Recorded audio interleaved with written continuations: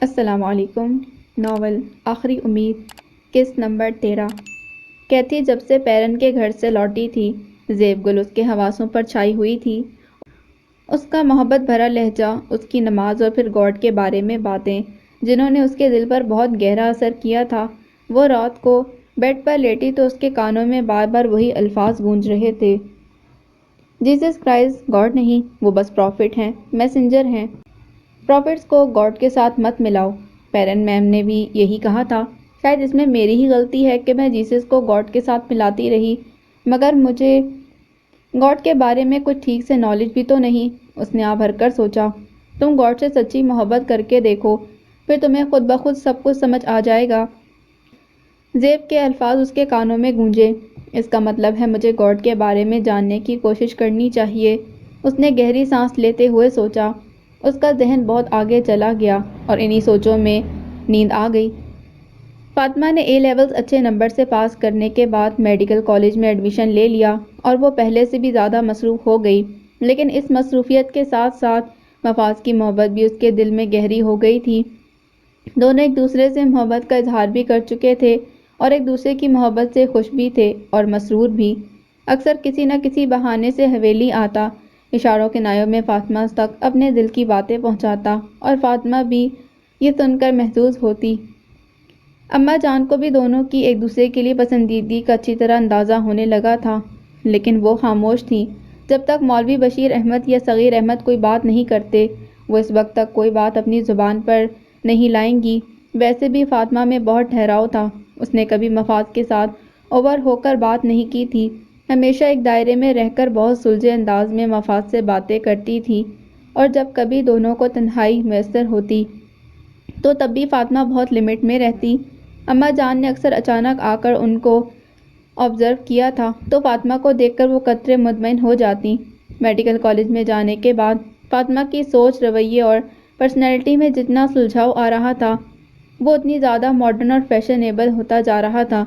لمبے بالوں کی پونی، کلرفل برینڈز، کپڑے اور کلائیوں میں مختلف طرح کی چیزیں، وہ اپنے آپ کو اپ ڈیٹ رکھنے کی کوشش کرتا۔ فاطمہ کو اس کے فیشنز دیکھ کر اکثر بہت چڑ ہوتی اور وہ اس سے بحث کرتی، اپنی ناپسندیدگی کا اظہار کرتی تو مفاز اس کی باتوں کو ہنس کر ٹال دیتا اور لمحوں میں فاطمہ کو بہلا دیتا۔ مفاز MBA کرنے کے بعد ایک پرائیویٹ کمپنی میں جاب کر رہا تھا، مگر اس کا دل جاب سے مطمئن نہیں تھا۔ اس نے اپنے طور پر ہائر اسٹڈیز کے لیے UK کے لیے پلان کر رکھا تھا۔ گھر میں سوائے فاطمہ کے کوئی بھی نہیں جانتا تھا۔ فاطمہ بھی اس کے اعلیٰ تعلیم کے فیور میں تھی، مگر اماں جان گھر کے کسی بھی لڑکے کو اعلیٰ تعلیم کے لیے بیرون ملک بھیجنے کے حق میں نہیں تھیں، کیونکہ ان کے خیال میں علی رضا کا زیادہ دماغ باہر جا کر خراب ہوا تھا۔ حالانکہ علی رضا کی تربیت میں جو کمیاں رہ گئی تھیں وہ بورڈنگ اسکول میں قیام اور تعلیم کی وجہ سے پیدا ہوئی تھیں۔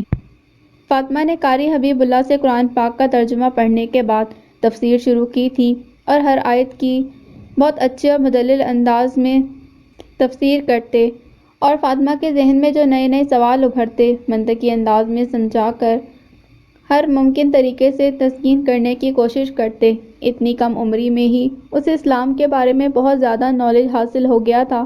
وہ اپنی کلاس فیلوز سے اسلام کے موضوعات پر بہت منقطع انداز میں گفتگو کرتی۔ ان کی باتوں میں ایسا سحر تھا کہ سننے والا متاثر ہوئے بغیر نہ رہتا، اور وہ اپنے نالج کو اپ ڈیٹ رکھنے کے لیے اسلام کے موضوعات پر مختلف کتابیں پڑھتی اور نیٹ سے بھی انفارمیشن لیتی۔ اس کے سب کلاس فیلوز بھی اس کی ذہانت اور علم کے قائل ہو گئے تھے۔ شام گہری ہو رہی تھی۔ اماں جان کی طبیعت کچھ ٹھیک نہیں تھی، وہ اپنے کمرے میں میڈیسنز کھا کر سو رہی تھیں، جبکہ فاطمہ اپنے کمرے میں بیٹھی اسٹڈی کرنے میں مصروف تھی۔ اچانک اس نے مفاز کی گاڑی کا ہارن سنا، ایک دم چونکی اور جلدی سے اپنے کمرے کی کھڑکی کا پردہ سرکا کر دیکھا، جس میں پورچ کا منظر صاف دکھائی دے رہا تھا۔ مفاز اپنی گاڑی سے نکل رہا تھا۔ فاطمہ نے جلدی سے اپنی چادر اوڑھی اور لاؤنج میں چلی آئی۔ مفاز بھی داخل ہو رہا تھا۔ خیریت تو ہے؟ آپ اس وقت کہاں سے آ رہے ہیں؟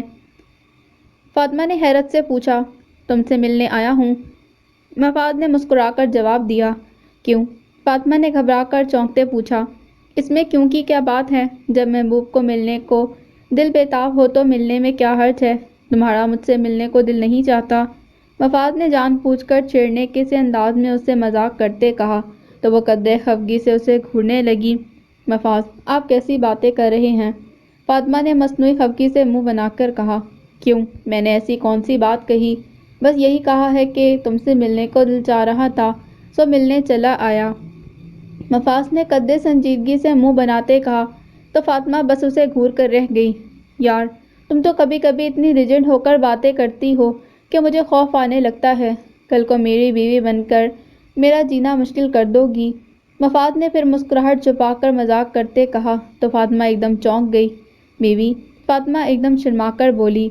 ہاں تو میں یہ رومانس تم سے ٹائم پاس کرنے کے لیے تو نہیں کر رہا، میں تمہارے بارے میں بہت سیریس ہوں، اور اگر میری زندگی میں کوئی لڑکی بیوی بن کر آئے گی تو وہ صرف تم ہوگی۔ مفاز نے اس کے قریب آ کر قدرے جذباتی انداز میں کہا تو فاطمہ بری طرح گھبرا گئی۔ شرم سے اس کا چہرہ انتہائی سرخ ہونے لگا۔ اس نے نظریں جھکا لیں اور گھبرا کر پیچھے ہٹی۔ ایک تو تمہارا ٹپیکلی مشرقی سٹائل مجھے بہت اریٹیٹ کرتا ہے، اور میری محبت کا جواب جب محبت سے نہیں دیتی تو بہت ہرٹ ہوتا ہوں۔ مفاز نے قدرے سنجیدگی سے کہا تو فاطمہ نے چونک کر اسے دیکھا۔ مفاز، اسلام مجھے آپ کے ساتھ یوں کھڑے ہو کر تنہائی میں بات کرنے کی اجازت نہیں دیتا۔ فاطمہ نے سنجیدگی سے جواب دیا۔ کم آن یار، تم ہر بات میں اسلام کو مت ایشو بنایا کرو، انسان کی کچھ اپنی بھی پرسنل لائف ہوتی ہے۔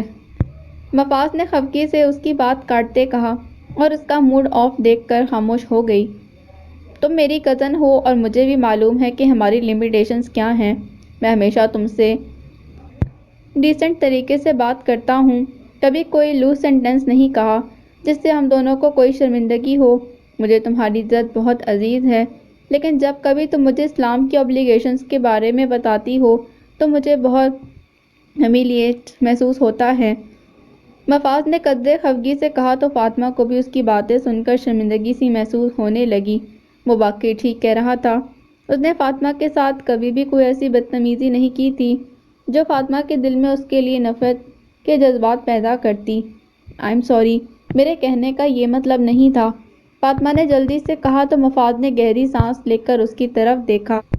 اٹس آل رائٹ، اس نے گہری سانس لے کر جواب دیا اور اپنے موڈ کو نارمل کرنے لگا۔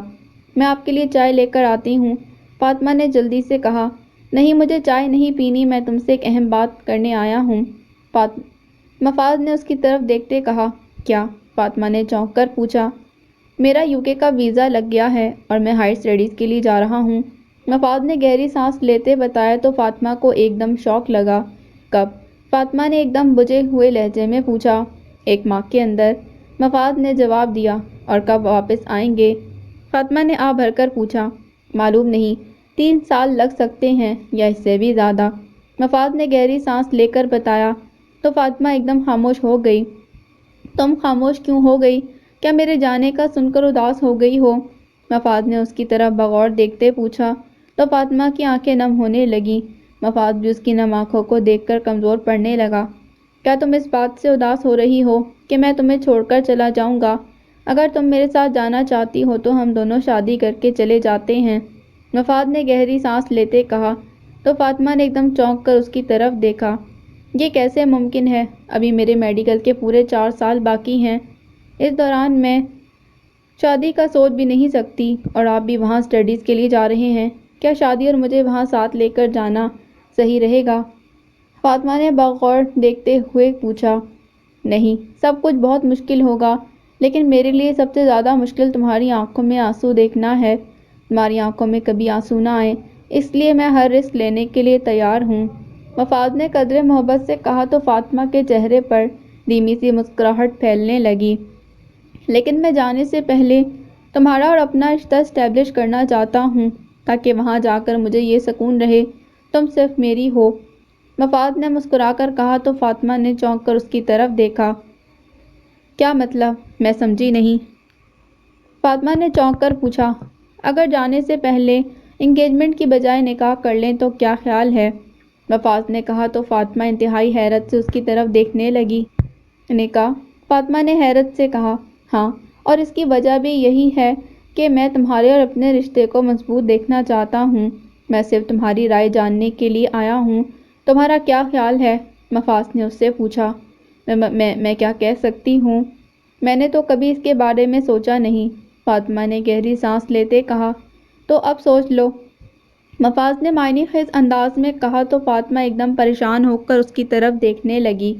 ٹھیک ہے، تم اچھی طرح سوچ لو، لیکن یہ یاد رکھنا کہ ہوگا وہی جو تم چاہو گی۔ میں تم پر اپنی مرضی مسلط نہیں کرنا چاہتا۔ مفاز نے قدر سنجیدگی سے کہا تو فاطمہ اس کی بات سن کر خاموش ہو گئی اور مفاز اسے خدا حافظ کہتا ہوا چلا گیا۔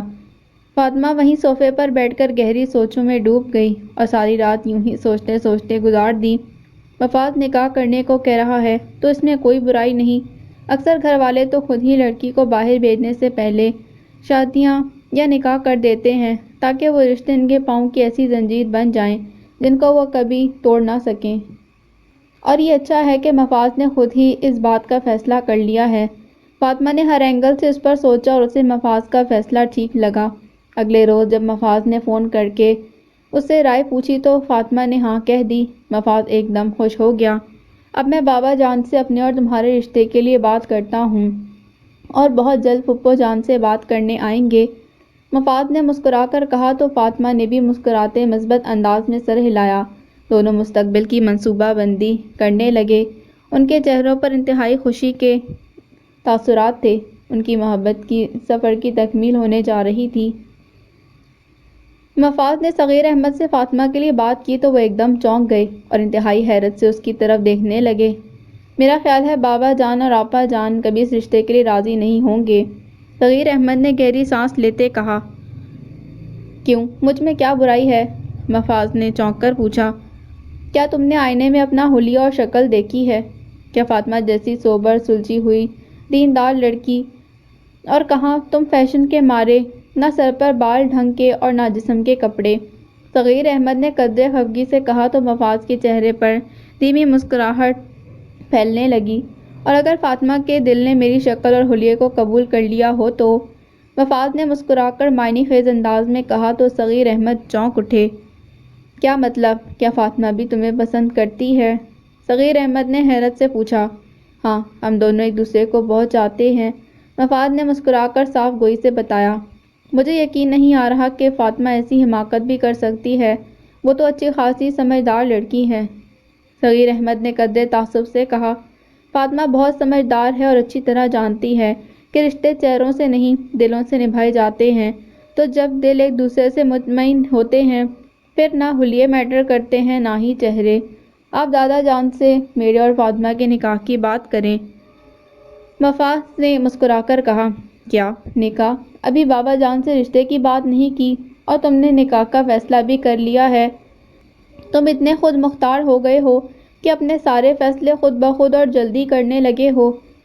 اپنے فیصلوں میں ہماری رائے کو شامل کرنا تم نے ضروری نہیں سمجھا۔ صغیر احمد نے قدرے خفگی سے کہا۔ لیکن بابا جان، میں نے جو کچھ بھی فیصلہ کیا ہے اس فیصلے پر عمل درآمد تو آپ ہی کریں گے، اس لیے آپ اس بات کو ایشو مت بنائیں اور پلیز دادا جان سے بات کر کے پھپھو جان کی طرف جائیں۔ مفاز نے گہری سانس لیتے کہا اور کمرے سے باہر چلا گیا۔ صغیر احمد گہری سوچ میں گم ہو گئے، لیکن پھر بھی انہوں نے مولوی بشیر سے بات کرنے کا سوچا۔ جب رات کو عشاء کی نماز سے فارغ ہو کر وہ مولوی صاحب کے کمرے میں گئے، وہ پلنگ پر بیٹھے ایک اسلامی کتاب پڑھنے میں مصروف تھے۔ آؤ صغیر احمد، خیر سے آئے ہو نا؟ مولوی صاحب نے کتاب بند کرتے پوچھا۔ جی ہاں، اور صغیر احمد نے انہیں مفاز کے یوکے جانے سے پہلے فاطمہ سے نکاح کی ساری بات سنائی تو ان کے چہرے پر بھی انتہائی حیرت کے تاثرات تھے اور گہری سوچ میں گم ہو گئے۔ بابا جان، آپ کا کیا خیال ہے؟ کیا مفاز نے جو فیصلہ کیا ہے وہ ٹھیک ہے؟ کیا فاطمہ اور مفاز ایک دوسرے کے ساتھ خوش رہیں گے؟ صغیر احمد نے قدرے فکر مندی سے پوچھا۔ ٹھیک ہے، اگر بچوں نے خود ہی فیصلہ کر لیا ہے تو ہم ناحق اسے اپنی انا یا ضد کا مسئلہ بنا کر ان کو کیوں پریشان کریں؟ انسان کا نصیب کہاں لکھا ہوتا ہے اسے کیا خبر؟ اب دیکھو صنوبر کے دونوں بچے بھی یوں ہی بیٹھے ہیں، کسی کی ابھی تک شادی نہیں ہوئی اور فاطمہ سب سے چھوٹی ہے مگر اس کا رشتہ بننے جا رہا ہے۔ میں اور تم کل بلقیس بانو کی طرف جائیں گے اور اس سے بات کر کے دیکھیں گے، سب کچھ سب کی مرضی سے طے پائے تو بہتر ہے، مولوی صاحب نے سنجیدگی سے کہا تو صغیر احمد کی بات سن کر خاموش ہو گئے اور مثبت انداز میں سر ہلا دیا۔ فاطمہ ابھی کالج سے واپس نہیں آئی تھی جب مولوی بشیر احمد اور صغیر احمد اماں جان کی حویلی گئے اور ان سے ساری بات کھول کر بیان کی تو وہ بھی چونک گئیں۔ انہیں فاطمہ اور مفاز کے ایک دوسرے سے پسندیدگی کا علم تو تھا، مگر اچانک نکاح کا سن کر وہ ایک دم حیران رہ گئیں۔ بابا جان، اتنی جلدی نکاح کرنے کی کیا ضرورت ہے؟ ابھی ہم ان کی بات پکی کر دیتے ہیں، یہی کافی ہے۔ اماں جان نے گہری سانس لیتے کہا، یہ مفاز کی خواہش ہے۔ صغیر احمد نے آہستہ آواز میں کہا، آپ اس کی باتوں پر مت جائیں، وہ تو الٹی سیدھی خواہشات کرتا ہے، اپنے آپ کو تو وہ ڈھنگ سے سنبھال نہیں سکتا۔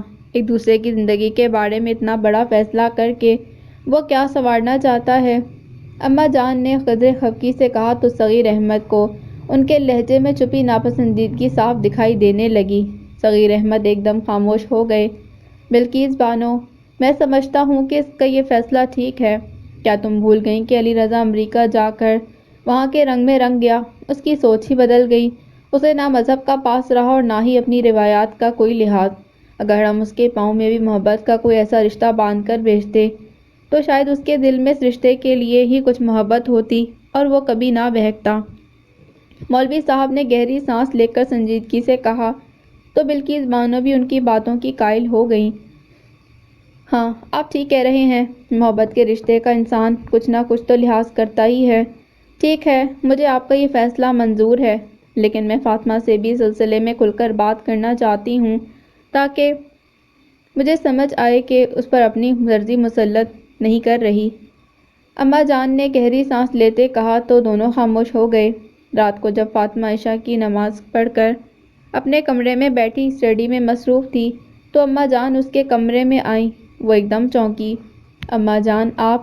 فاطمہ کھڑی ہو کر بولی، ہاں، مجھے تم سے ایک ضروری بات کرنی ہے۔ اماں جان نے اس کے قریب کرسی پر بیٹھتے کہا تو فاطمہ کا دل دھڑکنے لگا۔ جی، فاطمہ نے آہستہ آواز میں جواب دیا۔ اماں جان اس کی طرف بغور دیکھنے لگیں۔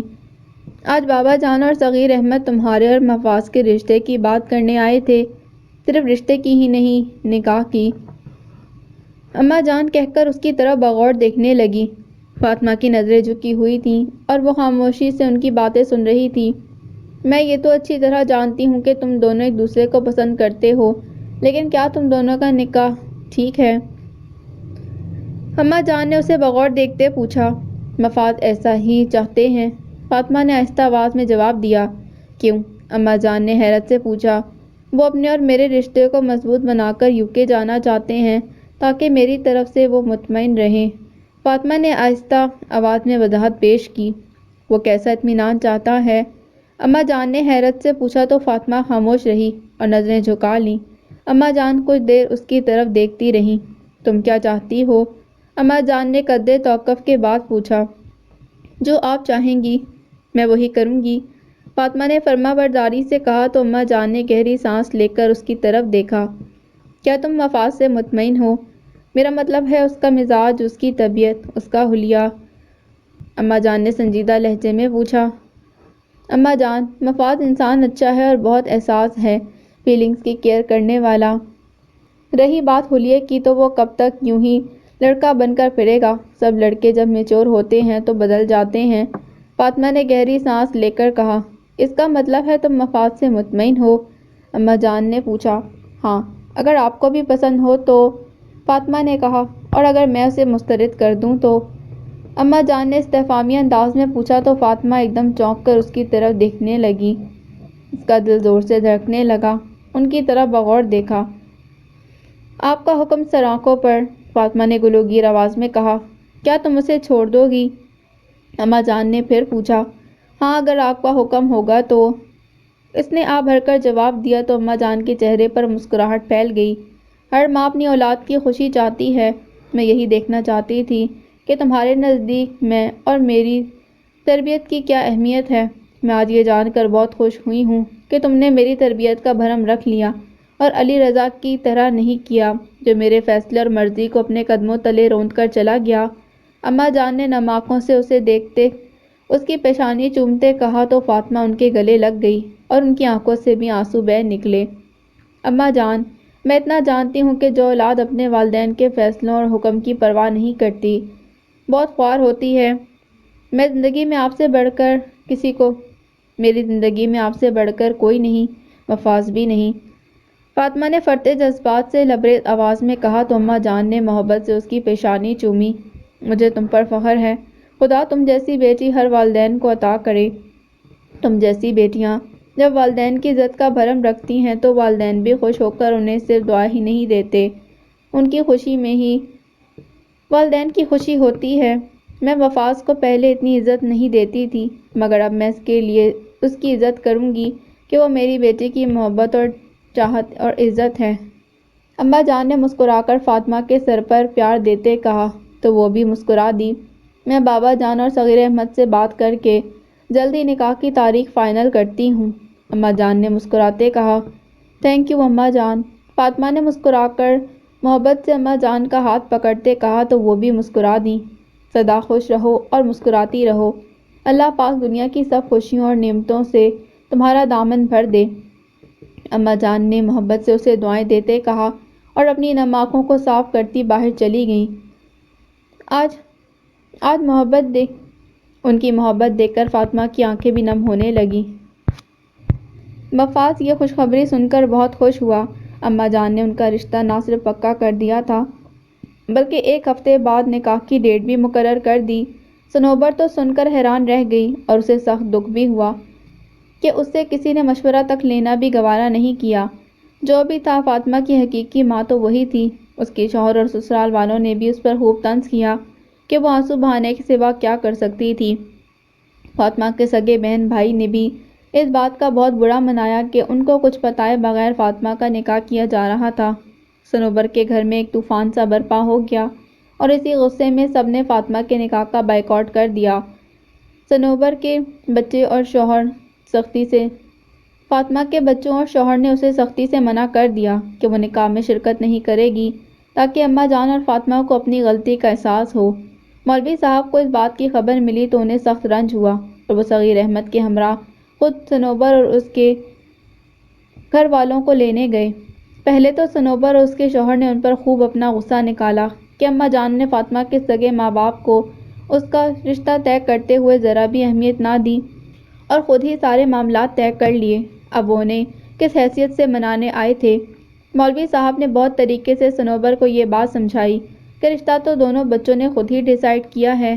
بلکہ بانو کو بھی اس کی خبر بعد میں ہوئی۔ صنوبر کو بات کی سمجھ آ گئی اور وہ یہ سن کر خاموش ہو گئی۔ صغیر احمد اور مولوی صاحب نے بہت نرمی سے انہیں ساری سچویشن سمجھائی۔ مفاز کے UK جانے سے انہیں نکاح کا فیصلہ جلد کرنا پڑا ہے اور یہ صنوبر کے لیے خوشی اور اطمینان کی بات ہونی چاہیے کہ اس کی بیٹی کا گھر بسنے جا رہا ہے۔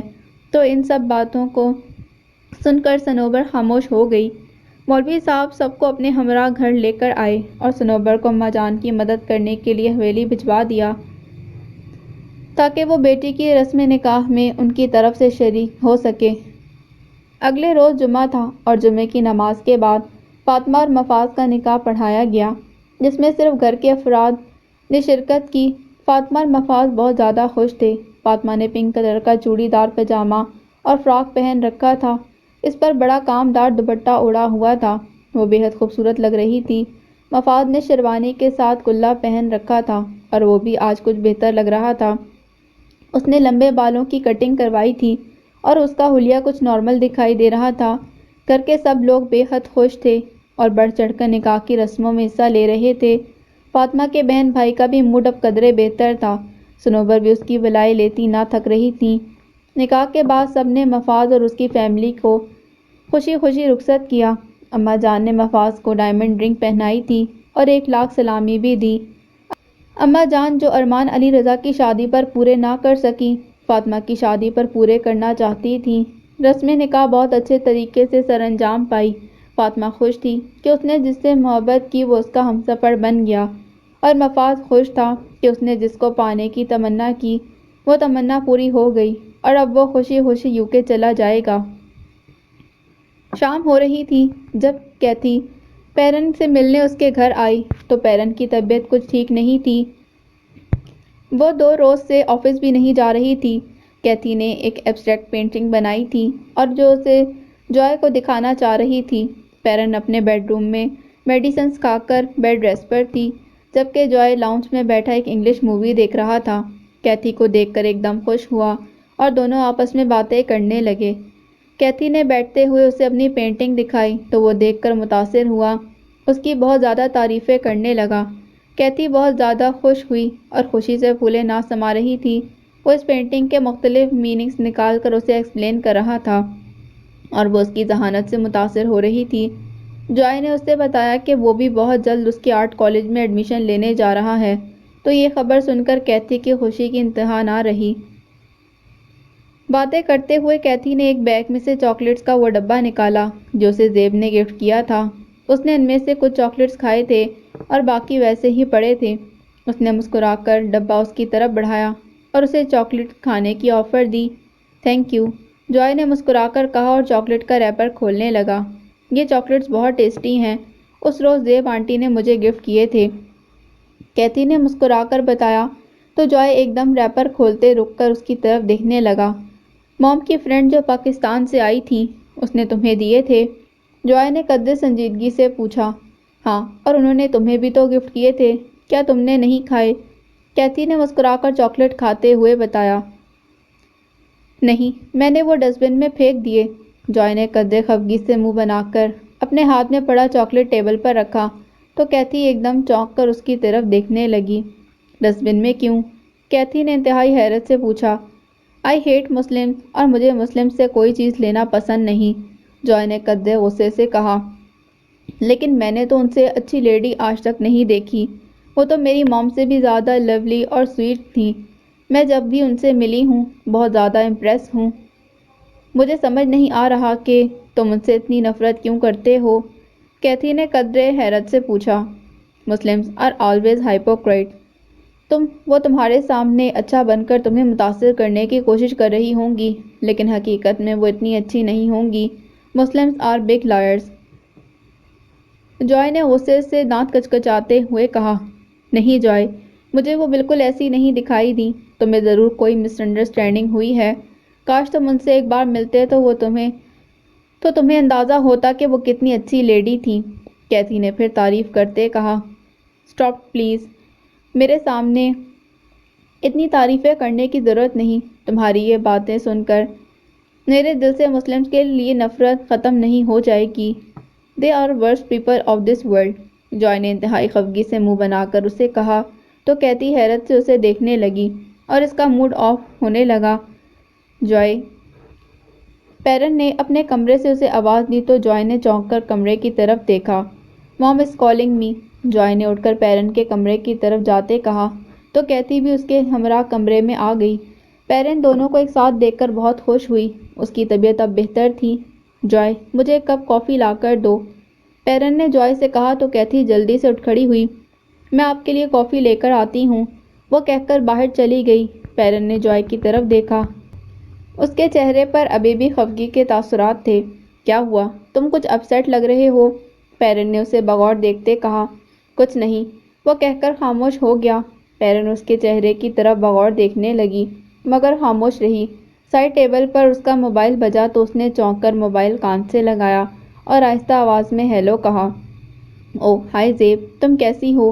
پیرن نے جیسے ہی زیب کہا تو جوائے نے خفگی سے ماں کی طرف دیکھا اور اٹھ کر وہاں سے چلا گیا۔ پیرن کے چہرے پر خفگی اور حیرت کے تاثرات نمایاں ہونے لگے مگر وہ زیب سے نارمل موڈ میں باتیں کرتی رہی۔ آئی ایم سوری پیرن، میں تم سے دوبارہ ملنے نہیں آ سکوں گی کیونکہ آج رات کو میں پاکستان واپس جا رہی ہوں، زیب نے بتایا تو پیرن ایک دم چونکی۔ کیوں اتنی جلدی؟ پیرن نے حیرت سے پوچھا۔ ہاں، میرے بیٹے کی طبیعت اچانک بہت خراب ہو گئی ہے اور مجھے بابا جان نے واپس آنے کو کہا ہے۔ مجھے بہت افسوس ہے کہ میں جوائے سے ملنے نہیں آ سکوں گی، مجھے اس سے ملنے کا بہت شوق تھا، لیکن خیر پھر کبھی سہی، تم اسے میری طرف سے بہت پیار کرنا۔ زیب بہت محبت سے اسے باتیں کر رہی تھی کہ کیتھی کافی کے ساتھ کوکیز لے کر آ گئی، اس کے قریب سائڈ ٹیبل پر ٹرے رکھا اور پیرن کو باتیں کرتے سننے لگی۔ موبائل آف کر کے پیرن نے آہ بھر کر کیتھی کی طرف دیکھا۔ کیا زیب آنٹی کا فون تھا؟ کیتھی نے مسکرا کر پوچھا۔ ہاں، وہ آج رات پاکستان واپس جا رہی ہے، پیرن نے بتایا۔ اوہ، تو کیا وہ آپ سے ملنے اب نہیں آئیں گی؟ کیتھی نے افسردگی سے پوچھا۔ نہیں، پیرن نے کہہ کر کافی مگ ہاتھ میں پکڑا اور خاموشی سے پینے لگی۔ ویری سیڈ، مجھے بہت خواہش تھی میں دوبارہ ان سے ملتی۔ شی از ویری نائس پرسن، لیکن معلوم نہیں جوائے انہیں کیوں اتنا ناپسند کرتا ہے۔ کیتھی کے منہ سے بے ساختہ نکلا تو پیرن نے ایک دم چونک کر اس کی طرف دیکھا اور گہری سانس لے کر خاموش ہو گئی۔ میم، وہ مسلم سے اتنی نفرت کیوں کرتا ہے؟ کیتھی نے پیرن کی طرف بغور دیکھتے پوچھا۔ وہ ایک دم بوکھلا گئی مگر اس کی بات کا کوئی جواب نہ دیا۔ میم، کیا آپ بھی جوائے کی طرح مسلم سے اتنی ہی نفرت کرتی ہیں؟ کیتھی نے معنی خیز انداز میں پوچھا تو پیرن ایک دم ہڑبڑا گئی۔ اسے کوئی جواب نہ دیا۔ کیتھی حیرت سے دیکھتی رہی اور پھر اٹھ کر باہر چلی گئی۔ جوائے کا موڈ بھی کافی آف تھا۔ کیتھی نے اسے اکٹک دیکھا اور پھر خاموشی سے اپنا بیگ اٹھایا اور باہر نکل گئی۔ وہ واپسی پر سارا راستہ گہری سوچ میں گم رہی اور اسے جوائے اور پیرن کے رویوں کی سمجھ نہ آ رہی تھی۔ اس نے زیب کے بارے میں بھی بہت سوچا۔ اسے زیب کے بارے میں کوئی نیگیٹو بات محسوس ہی نہ ہو رہی تھی۔ وہ جب سے اس کے ذہن میں آئی تھی تو ایک خوشگوار تاثر اس کے ذہن میں پیدا ہونے لگا۔ اتنی اچھی انسان ہے، جوائے صرف اس لیے نفرت کر رہا ہے کہ وہ مسلم ہے۔ کیا واقعی مسلم اتنے برے ہوتے ہیں کہ ان سے نفرت کی جائے؟ اس کا ذہن بری طرح الجھنے لگا۔ اسے زندگی میں پہلے کبھی ایسا موقع نہیں ملا تھا جب وہ مسلمز کے ساتھ ان ٹچ ہوتی۔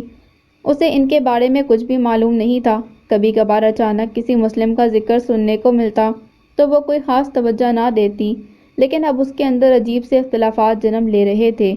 وہ اپنی زندگی میں پہلی بار زیب کی صورت میں کسی مسلم کو ملی اور اس سے بہت زیادہ متاثر ہوئی تھی، مگر پیرن اور جوائے کے رویے نے اسے ان کے بارے میں بہت مشکوک کر دیا۔ پیرن کے خیال میں سب مسلم اچھے نہیں ہوتے اور جوائے میں مسلم دنیا کے سب سے برے لوگ ہوتے ہیں۔ اس کے اپنے خیال میں زیب سے بڑھ کر اچھی عورت اسے زندگی میں نہیں ملی تھی۔ وہ بہت پریشان ہونے لگی اور الجھن میں گھر پہنچی تو مسز ولسن اس کی پینٹنگ گیس جو ایک اسکول ٹیچر تھی اور لاؤنج میں بیٹھی کتاب پڑھ رہی تھی۔ کیتھی نے اسے ہائے کہا اور قدرے تھکے ہوئے انداز میں اپنا بیگ چیئر پر رکھ کر وہیں بیٹھ گئی۔ مسز ولسن نے اپنی نظر کی اینک اتار کر اسے حیرت سے دیکھا۔ کیا بات ہے؟ کیا تم بہت تھک گئی ہو یا پھر کسی وجہ سے اپسیٹ ہو؟ مسز ولسن نے قدرے نرمی سے پوچھا۔ بوتھ، کیتھی نے آپ بھر کر جواب دیا اور اس کی طرف دیکھنے لگی۔ کیوں؟ مسز ولسن نے بغور دیکھتے پوچھا۔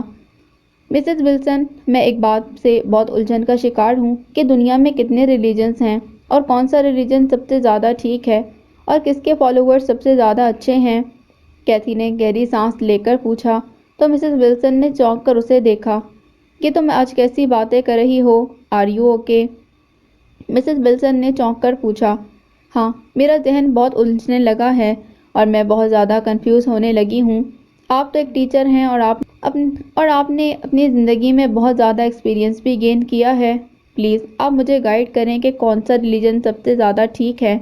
کیتھی نے قدرے بے صبری سے پوچھا تو اس کی آنکھیں نم ہونے لگیں۔ مسز ولسن کو اس کے اندر اضطراب کا کچھ اندازہ ہونے لگا۔ دنیا میں تقریباً 45 یا اس سے بھی زیادہ ریلیجنز ہیں۔ ہر ریلیجن کے لوگ اپنے ریلیجن کو ٹھیک کہتے ہیں، مگر میرے خیال میں وہی ریلیجن ٹھیک ہے جس نے خدا کا کانسیپٹ بالکل واضح اور کلیئر ہے۔ ایسا کانسیپٹ جس کو جان کر انسان کا دل فوری طور پر اسے ایکسیپٹ کر لے اور پھر اس میں کسی قسم کے شک کی گنجائش نہ رہے۔ مسز ولسن نے گہری سانس لے کر کہا تو کیتھی ایک دم چونک کر اسے دیکھنے لگی۔ مسز ولسن، کیا آپ نے اس پر کوئی ریسرچ کی ہے اور کیا آپ کو اس حقیقت کا پتہ چل گیا ہے؟ کیتھی نے گہری سانس لیتے ہوئے پوچھا۔ ہاں، لیکن میں ابھی تمہیں کچھ بتا کر تمہارے مائنڈ پر اپنے ویوز امپوز نہیں کرنا چاہتی۔ اگر یہ سوال تمہارے ذہن میں پیدا ہوا ہے تو میں چاہتی ہوں اس سوال کا جواب بھی تم خود ہی تلاش کرو، اور جب اپنی سوچ اور جدوجہد سے تم اس سوال کا جواب پالو گی تو پھر دنیا کی کوئی اور طاقت تمہارے ویوز کو چینج نہیں کر سکے گی۔ مسز ولسن نے گہری سانس لیتے کہا تو کیتھی انتہائی متجسس ہو کر ان کی طرف دیکھنے لگی۔ کیا آپ کو یقین ہے کہ مجھے اس سوال کا جواب مل جائے گا؟ کیتھی نے گہری سانس لیتے پوچھا۔ ہاں، اس لیے کہ گاڈ کا ٹرو کانسیپٹ انسان کے اندر بھی موجود ہے۔ جس طرح میگنیٹ لوہے کی ہر چیز کو اپنی طرف کھینچتا ہے، اسی طرح انسان کے اندر موجود خدا کا تصور پوری کائنات میں پھیلی ان تمام چیزوں، سوچ اور فیکٹس کو اپنی طرف اٹریکٹ کرتا ہے جو اس کانسیپٹ سے ٹیلی کرتے ہیں۔ اس لیے تم اپنے مائنڈ کو بالکل نیوٹرل ہو کر یہ فیصلہ کرنے دینا، اور پھر جب حقیقت تمہیں مل جائے تو اسے ایکسیپٹ بھی کر لینا، تم خود مطمئن ہو جاؤ گی۔ مسز ولسن اسے سمجھاتے ہوئے بولی۔ وہ گہری سانس لے کر خاموش ہو گئی۔ مسز ولسن، کیا آپ اس میں مجھے تھوڑا سا گائیڈ کر سکتی ہیں کہ میں ریسرچ شروع کہاں سے کروں؟ کیتھی نے قدر دلچسپی لیتے پوچھا۔ ہاں، تم لائبریری میں جاؤ، انٹرنیٹ پر ریسرچ کرو اور جو تم ریسرچ کرو اس کے مطابق اپنے ارد گرد لوگوں کو دیکھنے کی کوشش کرو جو اس ریلیجن کے فالوورز ہیں، مسز ولسن نے کہا۔ اس نے چونک کر ان کی طرف دیکھا اور اس کا دل ان کی بات سن کر قائل ہو گیا۔ اوکے، میں ضرور ایسا ہی کروں گی، کیتھی نے مسکراتے کہا اور قدرے مطمئن ہو کر اپنے کمرے میں چلی گئی۔ مسز ولسن بھی مسکرا کر اسے دیکھنے لگی۔ مسز ولسن بہت اچھی نرم مزاج 50 سالہ عورت تھیں۔ اس کی اپنی ایک ہی بیٹی تھی جو امریکہ ہائر اسٹڈیز کے لیے گئی تھی۔ مسٹر ولسن اس کا شوہر ایک بیمار آدمی تھا جو زیادہ تر اپنے کمرے میں بیڈ پر سویا رہتا، اور مسز ولسن جاب کے ساتھ ساتھ اس کی بہت کیئر کرتی۔ وہ بہت کنٹینٹڈ عورت تھی جو بہت کم کسی سے شکوے شکایات کرتی، زیادہ تر اس کا وقت کتابیں پڑھنے میں گزرتا۔ کیتھی نے ایلن کی ڈیتھ کے بعد انہیں پیئنگ گیسٹ کے طور پر رکھا تھا۔ ان کی کیتھی سے بہت دوستی ہو گئی تھی۔ وہ کیتھی کو اپنی بیٹی الزبتھ کی طرح چاہنے لگی تھی۔ اگلے روز کیتھی کالج میں گئی تو جوائے سے بھی اس کی ملاقات ہوئی۔ جوائے بھی اس کا فیلو اسٹوڈنٹ تھا۔ دونوں ایک دوسرے کو دیکھ کر بہت خوش ہوئے اور کافی دیر بیٹھ کر باتیں کرنے کے ساتھ ساتھ آرٹس کو بھی ڈسکس کرتے رہے۔ کیتھی کو یوں محسوس ہونے لگا جیسے جوائے اس میں بہت انٹرسٹ لے رہا تھا، اسے ہر بات میں گائیڈ کرنے کی کوشش کرتا، اور دونوں کالج میں بھی ہر وقت ایک دوسرے کے ساتھ ہوتے۔ دونوں میں رفتہ رفتہ دوستی بہت زیادہ گہری ہونے لگی۔ اگر کیتھی اسے کہیں دکھائی نہ دیتی تو وہ اس کی تلاش میں ادھر ادھر مارا پھرتا، اور جیسے ہی وہ نظر آ جاتی وہ ایک دم خوش ہو جاتا۔ چند ہی دنوں میں ان کی دوستی بہت زیادہ گہری ہو گئی، یا پھر شاید دونوں کو ایک دوسرے سے بہت محبت ہونے لگی۔ دونوں اکٹھے بیٹھ کر پینٹنگ کرتے، پھر ایک دوسرے کے ساتھ ان کے بارے میں ویوز ایکسچینج کرتے۔ لیکن کیتھی نے ایک بات آبزرو کی تھی، جوائے نے اس کے ساتھ اپنے دل کی باتیں کبھی شیئر نہ کی۔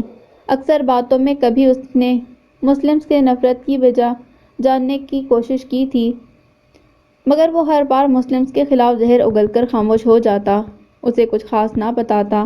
کیتھی اس کی باتیں سن کر خاموش ہو جاتی اور پھر کچھ نہ پوچھتی۔ کیتھی کالج سے جب فارغ ہوتی تو لائبریری چلی جاتی، وہاں جا کر ریسرچ کرتی۔ اس نے دنیا میں انسان کے آغاز سے ہی جنم لینے والے ریلیجنز کا مطالعہ کیا تو وہ یہ جان کر انتہائی حیران ہوئی کہ انسان نے جس چیز کو بھی تھوڑا سا طاقتور دیکھا اسے خدا بنا کر پوجنے لگا۔ اگر سورج کی روشنی اور اس کی حرارت سے متاثر ہوا تو اسے اپنا خدا بنا لیا۔ اگر زمین کی وسعت اور اس میں پیدا ہونے والے اناج اور زمین میں چھپے خزانوں کو پایا تو زمین کو اپنی دیوی مان کر اس کی عبادت کرنے لگا۔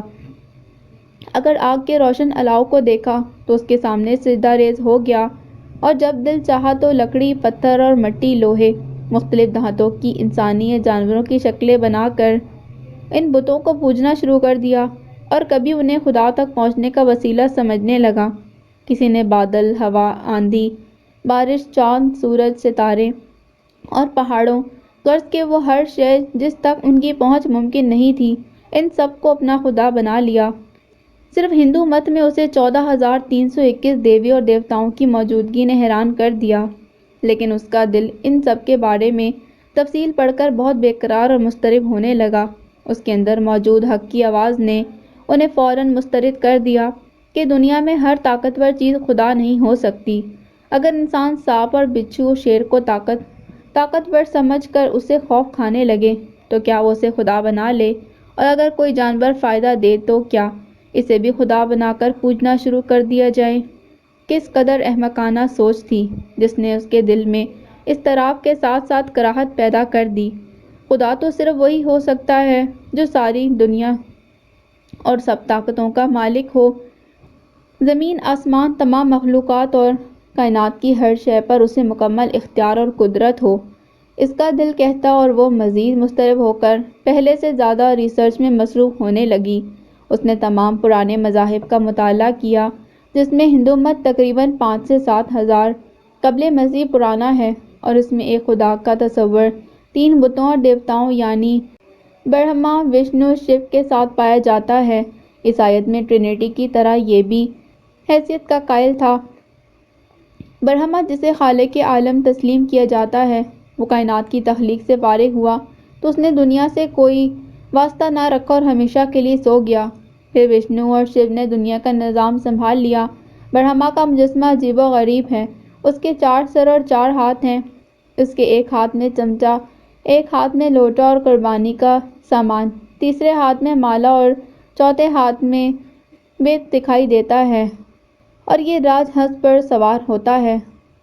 وشنو اشیاء کی حفاظت اور بقا کا ضامن تصور کیا جاتا ہے۔ نہایت شفیق اور رحم کا دیوتا سمجھا جاتا ہے۔ بعض کے نزدیک وہ رب کائنات اور محافظ کا کائنات بھی ہے۔ اور وشنو مختلف اشیاء، جانداروں اور انسانوں کی صورت میں ظاہر ہوتا رہتا ہے، کبھی مچھلی کی صورت میں، کبھی کچھوے کے روپ میں، اور کبھی سور کی شکل میں، اور کبھی نرسنگ کی صورت میں، جو شیر اور انسانوں کی شکل میں مرکب ہے۔ وشنو کی روح انسانوں اور جانوروں میں حلول کر سکتی ہے۔ شیو جنگ اور تباہی، بربادی اور طوفان کا دیوتا ہے اور مہادیو بھی کہا جاتا ہے۔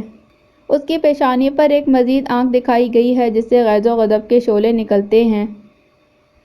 اس کو مختلف انداز میں ظاہر کیا گیا ہے۔ اس کے گلے میں انسانی کھوپڑی کا ہار دکھایا گیا ہے، کہیں سے ایک سادھو کی حیثیت سے پیش کیا جاتا ہے۔ کیتھی نے جب ان کے بارے میں پڑھا تو انتہائی کنفیوز ہونے لگی۔ اس نے اپنے دل سے سوال کیا، کیا وہ خدا کے اس تصور کو مانتا ہے؟ اس نے کتاب بند کی اور آنکھیں بند کر کے گہری سوچ میں ڈوب گئی، تو اس کے دل نے فوراً جواب دیا، نہیں، جو خدا دنیا بنا کر خود سو جائے، وہ کیسے خدا ہو سکتا ہے؟ کیا وہ اپنی ساری مخلوق سے بے خبر ہو کر خود نیند کے مزے لے اور کسی کے دکھوں اور تکلیفوں کا احساس نہ کرے؟ وہ کبھی بھی خدا نہیں ہو سکتا۔ اور جو خدا مختلف انسانوں اور جانوروں کی صورت میں ظاہر ہو، تو کیا وہ اس تقدس کے قابل ہے کہ ساری کائنات میں صرف اس کی پوجا کی جائے؟ اور جو خدا مختلف ارواح اور شیطانوں کی صورت میں ظاہر ہو، تو کیا اس کا مرتبہ اور مقام اس خدا جیسا ہو سکتا ہے جو پوری دنیا کا حاکم اعلیٰ ہو؟ نہیں، کبھی نہیں۔ میرے اندر موجود حق کی آواز ان خداؤں کو قبول نہیں کر رہی۔ اس نے ہندوازم پر بڑی سی کتاب واپس لائبریری میں رکھی اور بیگ اٹھا کر باہر نکل آئی۔ اس کے دل میں عجیب سی مایوسی چھانے لگی تھی۔ وہ گھر پہنچی تو مسز ولسن اپنی بیٹی الزبتھ سے موبائل پر باتیں کرنے میں مصروف تھیں۔ کیتھی نے یک ٹک ان کی طرف دیکھا۔ اس کا چہرہ قدرے تھکا اور اداس تھا۔ مسز ولسن کو مصروف دیکھ وہ اپنے کمرے میں چلی گئی اور جا کر اپنے کمرے میں تھکے انداز میں بیڈ پر لیٹ گئی، چھت کو گھورنے لگی۔ تھوڑی دیر بعد مسز ولسن ٹرے میں اس کے لیے کھانا لے کر آئیں اور اس کے پاس ٹیبل رکھا۔ تھینک یو مسز ولسن، آپ نے کیوں تکلیف کی؟ کیتھی نے جلدی سے اٹھ کر بیٹھتے کہا۔ نو پرابلم، تم میری بیٹی ہی ہو۔ میں الزبتھ کو تمہارے بارے میں بتا رہی تھی تو وہ بھی بہت خوش ہو رہی تھی کہ تم مجھے اس کی کمی محسوس نہیں ہونے دیتی۔ مسز ولسن نے محبت سے اس کے چہرے پر ہاتھ پھیرتے کہا، thank you, so nice of you. کیتھی نے مسکرا کر محبت بھرے لہجے میں کہا تو وہ بھی مسکرا دی۔ اوکے، مجھے یہ بتاؤ کہ آج تم اتنی اداس کیوں لگ رہی ہو؟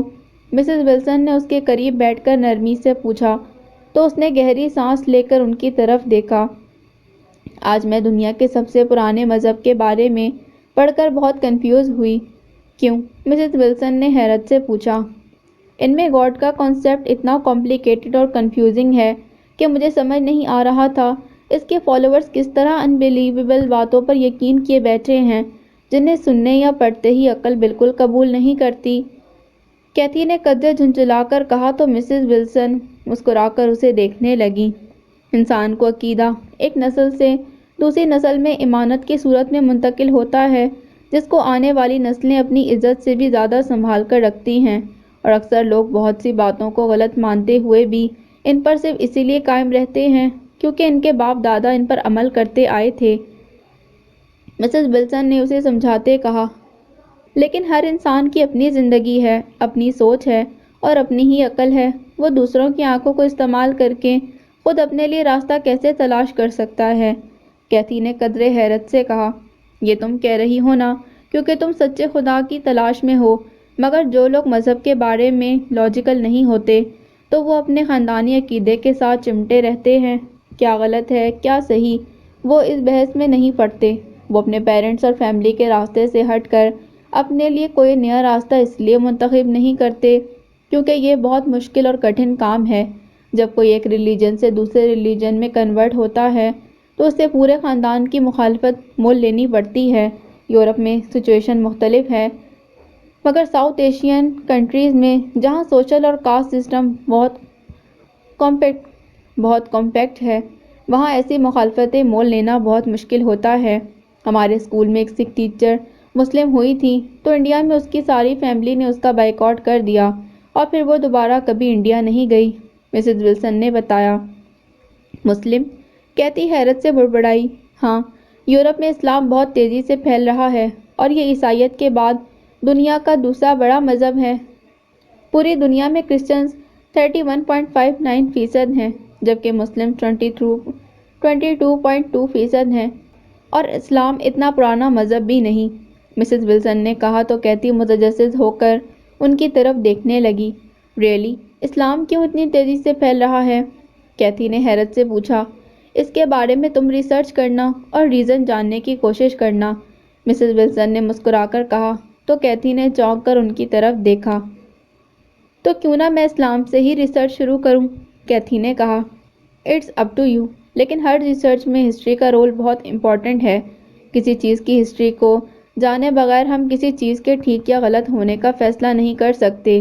مسز ولسن نے اسے گائیڈ کیا تو وہ گہری سانس لے کر خاموش ہو گئی اور گہری سوچ میں ڈوب گئی۔ ہفتے کی صبح تھی، جم کو چھٹی تھی اور وہ پریئر کے لیے جانے کی تیاری میں مصروف تھا۔ اس نے بلیک پینٹ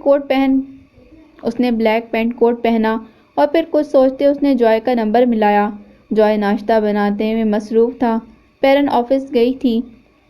جم نے اسے تیار ہونے کو کہا کہ وہ اسے کہیں لے کر جانا چاہتا ہے۔ جوائے نے پہلے تو جانے سے انکار کیا اور پھر اس کے اصرار پر تیار ہونے لگا۔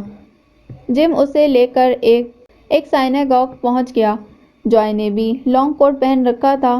سائناگوگ کے فرنٹ ڈور سے دونوں نے ڈریس ہیٹس لے کر پہنے اور اندر چلے گئے۔ سائناگوگ ایک بڑا سا ہال تھا جس کے ساتھ چھوٹے کمرے اسٹڈی کے لیے یا آفیسز کے لیے بنے تھے۔ ایک چھوٹا سا کمرہ تورات کی اسٹڈی کے لیے مخصوص تھا۔ یہ کیا ہے؟ جوائے نے ادھر ادھر دیکھتے سرگوشی میں پوچھا۔ Prayer hall, سائناگوگ۔ جم گہری سانس لے کر اسے ہال کے بارے میں بتانے لگا۔ وہاں چند یہودی پینٹ کوٹ اور ہیٹس میں ملبوس ایک دوسرے کے ساتھ کھڑے تھے۔ ان کے سامنے ادھیڑ عمر ریبی کھڑا تھا۔ یہ کون ہے؟ جوائے نے ریبی کی طرف دیکھتے پوچھا۔ Rabbi, it's master, teacher of Torah, my master, Jim نے اسے بتایا۔ آج سبت ہے، اے ہالی ڈے فار جوز۔ اس میں جوز صرف عبادت کرتے ہیں، کوئی کام نہیں کرتے۔ آج اسپیشل سروسز ہوتی ہیں، اس لیے میں تمہیں یہاں لایا ہوں، جم نے اسے ایک سائڈ سے کھڑے ہو کر بتایا۔ ریبی کی ایک طرف ایک آدمی کھڑا تھا۔ جم اس کے بارے میں بتانے لگا۔ وہ کینٹور ہوزین ہے، پروفیشنل سنگر جو اس عبادت کرنے والے گروہ کی عبادت کے لیے رہنمائی کرتا ہے۔